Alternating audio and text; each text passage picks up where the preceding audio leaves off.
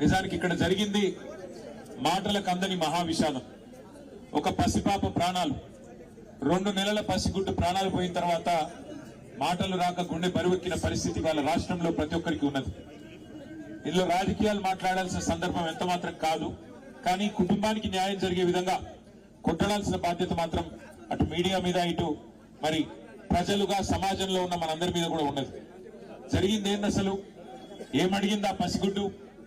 కొమ్మెరలో మల్లన్న జాతర జరిగితే ఆ మల్లన్న జాతరలో దర్శనం అడిగింది, దేవుడికి దండం పెట్టుకునే అవకాశం అడిగింది ఆ తల్లి చంద్రకళ.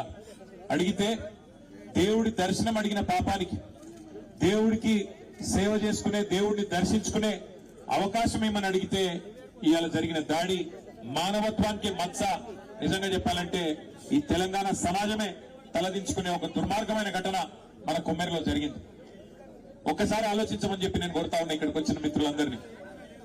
మనం నిజంగా ఏ టైంలో ఉన్నాము, ఏ శతాబ్దంలో ఉన్నాము, జరుగుతున్న ఈ పరిస్థితి ఏంది ఒకసారి ఆలోచన చేయాలి. ఇంకా ఈ టైంలో 21వ శతాబ్దంలో కులాలు మతాల పేరిట చిన్నగా చూడడం, అవమానించడం, ఇవాళ ఇంకా కూడా అధికారాన్ని అండగా పెట్టుకుని హత్య రాజకీయాల్ని, హత్య చేసిన హంతకులని కాపాడే ప్రయత్నం జరగడం నిజంగా సిగ్గుచేటు.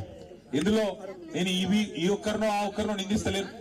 ఇందులో హంతకులకు అండగా నిలబడ్డ ప్రతి ఒక్కడు, వాడు ఎవడైనా గాని, వాడు దోషి. రాష్ట్ర ముఖ్యమంత్రి అయినా, స్థానిక ఎమ్మెల్యే అయినా, స్థానిక ఎంపీ అయినా, ఎవరైనా కూడా ఈ తప్పు, ఆ పసిగుడ్డు ప్రాణాలు తీసిన హంతకులకు అండగా నిలబడ్డ వారు ఎవరైనా సరే వారిది ఖచ్చితంగా తప్పే.